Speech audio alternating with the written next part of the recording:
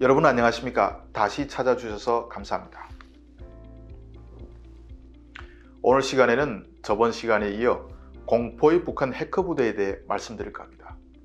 주성아TV는 구독, 좋아요도 좋지만 끝까지 들어주시면 힘을 얻습니다. 시작에 앞서 제가 말씀드릴 것은 이 해킹 분야는 워낙 베일에 쌓인 것이라 저도 다 알기는 어렵고 정확하지 못한 내용이 있을 수도 있다는 점은 양해 부탁드립니다.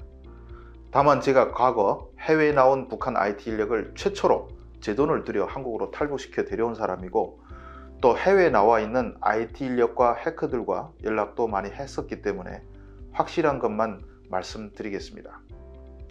북한에 의한 대형 해킹 사건은 잊을만 하면 터져나오는 이슈인데 수사 결과라고 발표되는 레파토리도 똑같습니다. 해커의 수법과 사용된 악성 코드가 과거 북한이 벌린 사이버 테러 수법과 똑같다, 그런 말이죠. 이런 과정을 거쳐 북한 사이버 해킹 역량은 어마어마하게 포장돼 세계 3위란 보도도 당당하게 나옵니다. 북한의 해커 부대가 6,000명이나 있다는 내용도 아무 검증 없이 나오는데 이건 제가 확실히 아니라고 말씀드리겠습니다.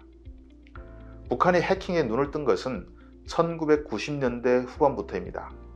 첫 시작은 노동당 소속 대남공작 부서인 작전부가 시작했는데 한국군과 주한미군의 암호를 해독하기 위해 구소련의 암호 해독 전문가들을 비밀리에 데려왔습니다. 또한 북한 각지 1고등중학교에서 10명 규모의 최고 인재들을 뽑아 1997년 평양시 모란봉구역 소재 모란대학이라는 것을 만들고 교육을 시켰는데 이것이 북한의 해킹 인력 양성의 시초입니다. 이후 사이버전 인력은 노동당 작전부와 군 소속 정찰국이 운영했습니다.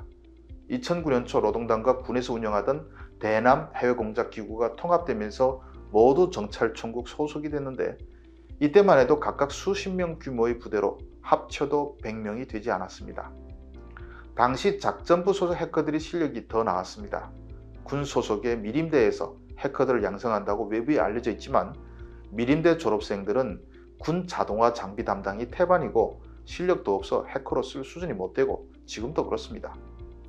2009년 이전만 해도 북한 지도부의 해킹에 대한 관심은 거의 없었고 큰 지원도 없었는데 김정은이 2009년부터 정찰총국을 직접 담당하면서 사이버전을 수행할 역량을 강화하라는 지시를 하달했습니다. 북한에서 해킹을 할 만한 실력 있는 인재는 평양시 소재 수재학교인 금성학원 컴퓨터반에서 대다수 양성됩니다. 금성학원 컴퓨터반 졸업생들은 한 해에 300 내지 400명이 양성되지만 실력 있는 사람은 10%도 채 안 된다고 할 수 있습니다. 이들을 김일성대와 김책공대에서 2년 반 동안 공부시키고 이 중 10명 내지 20명씩 정찰총국이 선발하고 있는 실정입니다. 해킹 부대는 정찰총국과 적공국, 즉 적군와의 공작국이라는 곳에서 운영하고 있는데 현재 소속 인원은 적공국 100여 명이고 정찰총국은 300명을 넘지 않습니다. 이들이 군복을 입고 해킹을 하는 해커들인데 공식적인 사이버 해커의 전체 숫자는 400여 명 정도이고 이 중 진짜 에이스는 50명 미만입니다. 나머지는 대학을 졸업하고 정찰총국이나 적공국에 들어가면 입당이 빨리 된다는 이점 때문에 백으로 들어온 실력 없는 간부집 자식들입니다. 그러나 해킹은 머리 숫자가 좌우하는 것이 아니라 실력이 좌우하기 때문에 50명의 에이스 해커들만으로도 많은 곳을 털 수는 있습니다.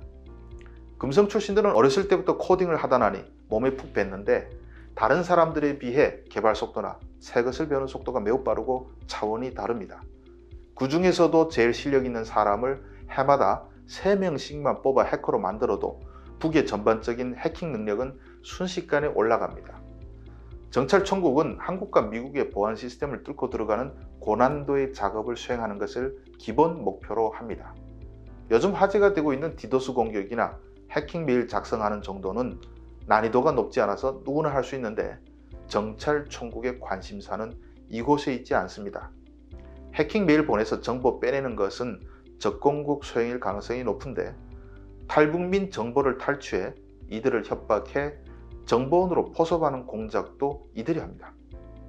북한 해커계에는 1990년대 초반 소련이 붕괴될 때 공기부양정 설계도를 훔쳐온 사람 정도가 전설로 남아 있습니다. 북한은 이 설계도의 기초에 수백 척의 공기부양정을 자체 생산했습니다.